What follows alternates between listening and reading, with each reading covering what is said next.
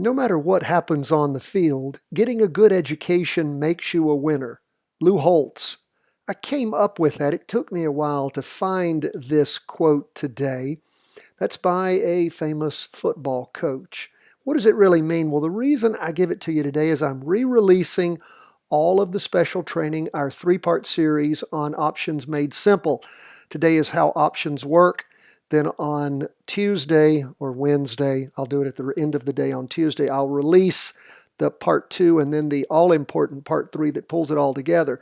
But the real important point, I make it every time we teach options, is if you can't read the charts, you have no business going out there and trying to even practice options at this point. It really doesn't make a lot of sense. You will kill your confidence. You'll kill it. So what I want you to do is, again, pay attention to what Coach Holtz says. No matter what happens on the field, getting an education makes you a winner. So get out there every day, 10 to 15 minutes. That's all we ask. Practice trade. We're not a stock calling service. We're an education firm. We have so much to share with you. But if you don't practice trade, use those trade worksheets. They're free in the show notes every day. Take the trainings we have out for you every day. If you're not a subscriber, you're not going to get the trainings. You got to go to chartingwealth.com, sign up for free. Nobody ever spams that list. We will send you every day the special trainings, including these 3 trainings on options. It's the best options training you will get out there. And my friends, it's absolutely free. And it's all you need to know to get yourself started and to learn how to do it. So please take my advice. First, concentrate, fill out your daily market worksheets, your once a week weekly market worksheet, and every time you practice trade, your trade worksheet. Learn how to do this. There's so much to learn. You can start today. 10 to 15 minutes a day, that's all it takes, but you've got to do it. You can't do it part-time. 10 to 15 minutes, that's all it is. Commit yourself to that for as long as it takes. And if you want to know how long it's going to take as long as it takes. If you have the attitude, I'll give this a try for 2 months, and if I don't get it, forget it. Just delete me now. Go away. We don't want you. We want people who are committed for the long term. They're going to be with us however long it takes them to learn it. That's the kind of people I want. Otherwise, you're wasting my time and my bandwidth. Go away. Now, let's jump into these charts and see what we see today. We see stocks are mixed. When has that happened? The S&P 500 is down. The NASDAQ 100 is up. I haven't seen that in months. I don't remember when that last happened. That's exciting to see, a little bit of change. We see, of course, gold, weekly vertical crossover on Thursday, continued up, quite nice. And then, of course, we see 20-year bonds. They are down. So let's jump first into the S&P 500. How do we see things developing? How is the week starting off? Well, a green up candle with a wick on top, but only going up to a high of 277.51. The prior week, what was the high? 281.20. So not starting off with a real bang, although, again, going down not quite 1%. Again, these are Heikin Ashi candlesticks. Those you're wondering, how do we have a green candle? You need to take our training on Heikin Ashi candlesticks. I'll put that at the end of today's training on the video. Again, to get the option stuff, you got to be a subscriber. It'll be in the show notes that we email it every day for free. Derivative oscillator losing downward momentum. Price percent oscillator still negative, but heading up. Still got a long way to go before it crosses over going up. If it does anytime soon. What's going on the 2-day chart? Again, this 2-day candle represents only Monday. Remember, markets were closed on Friday. So the last one ended on Thursday. We have a week up candle, not reaching as high a high as it did previously. Price is above the 2-day trend line. Price percent oscillator heading up, losing a little bit of energy. Derivative oscillator gaining momentum. Go to the 4-hour chart. What do we see there? Now, I have this little, folks, I'm paying a lot of attention these days to all the trend lines on the 4-hour, the 2-day, and the weekly. I like to see how these trends break down and how we can try to track trends better with breakdowns using all these trend lines, like where they intersect each other. What do these intersections mean?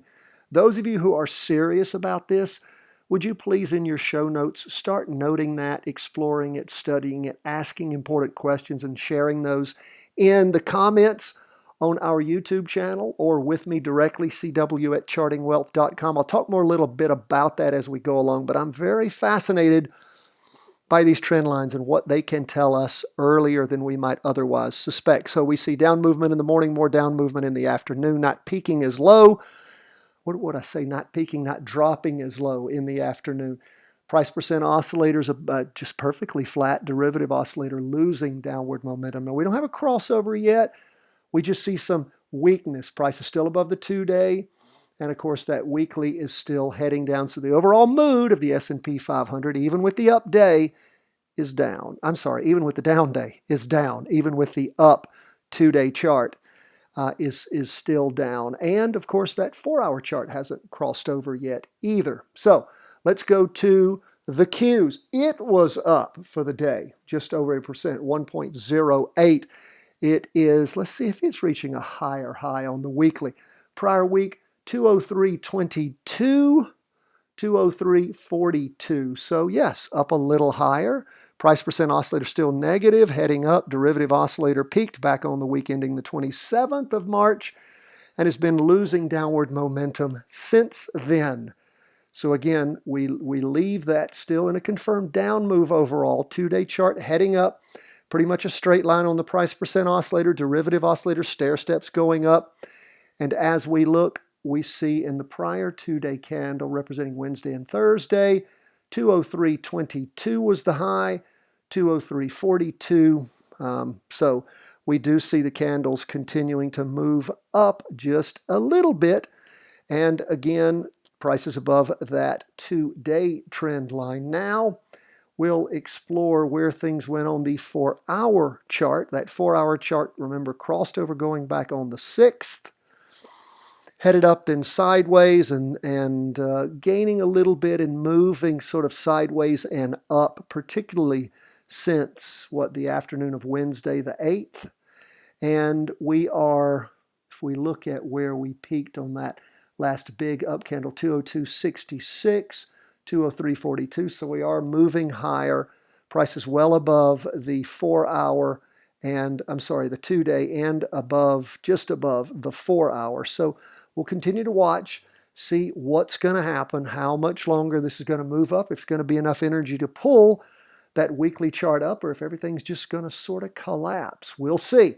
We'll be here watching, waiting, and exploring, again, wondering where is all this up movement coming from and when is it going to come crashing down.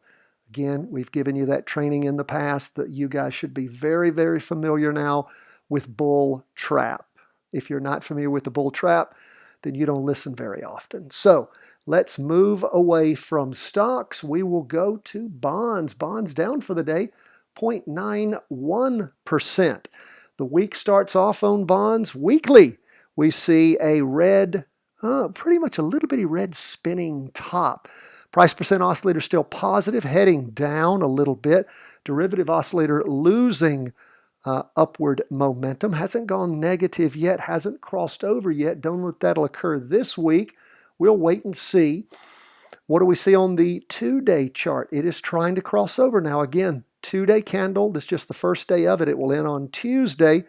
It is still negative on the derivative oscillator. It's never gone positive, and we're going into the third, perhaps down candle right there on the weekly trend line. So we'll watch and see just how much power this has when it crosses over going down. And for those of you paying attention to what these trend lines actually mean, what are we going to see? And we're going to leave the 2-day and we're going to go to the 4-hour, and you can see how that 4-hour bisected the 2-day chart, and now it's getting ready to bisect the 2-day trend line. That's getting ready to bisect the weekly trend line. I'm just curious as to the power of the trend when it starts going through not only the 2-day but the weekly. How well does it give us a portent of a weekly vertical crossover in the future? That's what I'm asking you to pay attention to. Put in your notes and study.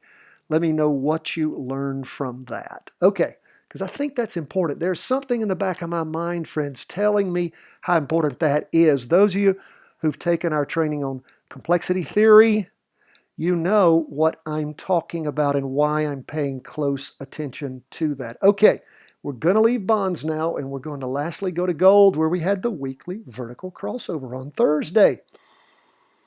What was the jumping in point? Well, the best was somewhere around the close of the market, around the 156.48 mark. Derivative oscillator is still negative even with that weekly vertical crossover on the price percent oscillator. And of course, what happened? Well, we went from a jumping in point on Thursday, and again, these are Heikin-Ashi candlesticks, not the best things to make the call. I give that caveat every time. But 156.48 was set down as the last, so we'll say 150, we can say 157. So where did we go for the day? Up to 162.38. Is 162.38 more than 157? Yeah, it is. It is. So that's nice. That's nice so far. We were hoping to see gold take off. We have been waiting for gold to do that, and it's nice to see that weekly vertical crossover confirmed. How long will gold go up? I can't tell you, my friends. We got a lot of volatility in this market, but that derivative oscillator is heading up. Losing downward momentum. Price percent oscillator heading up. Now the 2-day chart, remember it crossed over going up back on Friday, the 3rd of April, and then we've seen green up candles since then. This first day of the latest 2-day candle reaching a higher high, moving up quite nicely.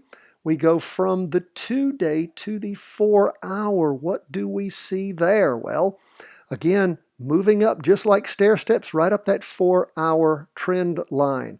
Quite beautiful. Everything moving up together, just like we want to see. Now, for those of you who didn't get in on Thursday, let's look at the 30-minute chart. I talked about that on Friday. What did it show you this morning around 10:30? I told you to watch for that. And around 10:30 at the close of the idiot hour, we saw things open at 10:30 around the 159 mark, or around 11. Yeah, about the same, about almost 160. So again, if you'd have gotten in somewhere around the 10:30 to 11 mark, you would have gotten around 159, 160, and of course you reached a high throughout the day of about 162.38. So again, not bad. Things are losing some energy as we end the day. Of course, the best jumping in points typically close the market with that weekly vertical crossover. It takes some confidence, I would say, on a Friday to jump in. But remember, most of the time, not all the time, you have that weekend effect going for you, and it sure went for you, at least on Monday. So we'll continue to watch, see what gold does. We do have up movements in the weekly, the 2-day, and the 4-hour. So good to see. My friends, that's where we are as we end the day. Those of you who just wanted to listen to those charts, those first 4 charts, we're done. You can go away. Hope you filled out your show notes. Good luck. We'll be back tomorrow. For those of you interested in oil, Bitcoin, and real estate, we'll go on to those now. Where is oil? Oil took a hit today, down 1.64%, even after supposedly some deals. Now, where is it? It's not down there at its low, but it's somewhere around there. Gold is just sort of hanging around that bottom. Price percent oscillator going down, derivative oscillator losing some downward momentum. We look at the 2-day. Hasn't bothered to cross over yet either. In fact, we see so far, first day of this latest 2-day candle, red down candle. We go to the 4-hour chart, and we sort of see it continuing to track down, about crossing over there at the end of the day. So oil, just not getting any legs on it, my friends, just not any legs. Watch that 2-day, see how it moves over the rest of the week. Back to the weekly chart, on to Bitcoin. Bitcoin hammering down today, 8.46%. It just can't seem to get its legs either. Derivative oscillator still negative. Price percent oscillator heading down, red candle, solid red candle forming. 2-day chart. Look, it tried to cross over and just is hardly having it. A red down candle forming. and we look at the 4-hour chart, it is crossing over, going down at the end of the day, hard down in the morning and the afternoon after all this up movement. So again, Bitcoin struggling as everything struggles as the pandemic continues on week after week after week, sucking up capital and destroying productivity. What do we see on real estate?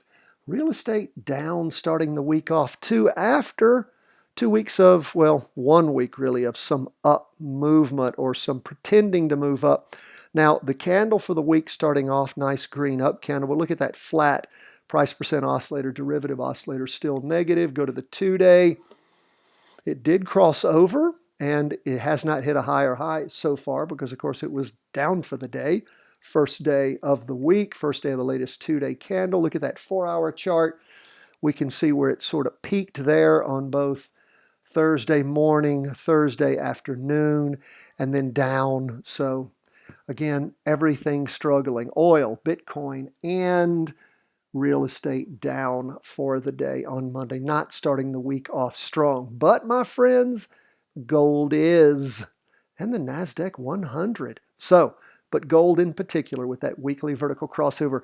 Go, baby, go. I want to see gold hit 1900. For us, that would be $190 a share. Would that not be beautiful? It'd just be gorgeous. That's where we are, folks. As we end the day, we love to hear from you. Please feel free to make comments. If you're not a subscriber at our YouTube channel, do that for us. Help us out.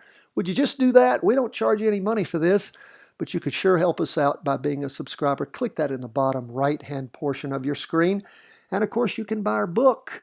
We have our books for sale, Charting Your Way to Wealth. Learn what it is we have to teach. Hyperlearn by buying and reading our book. I'll send you an autographed copy. God bless, my friends. Look for the links in the show notes. If you live overseas, email us, cw@chartingwealth.com. We'll send you your book wherever you are in the world. Send you a PayPal invoice. Pay that. I'll get it out to you. God bless. All the best from the whole team at Charting Wealth World Headquarters.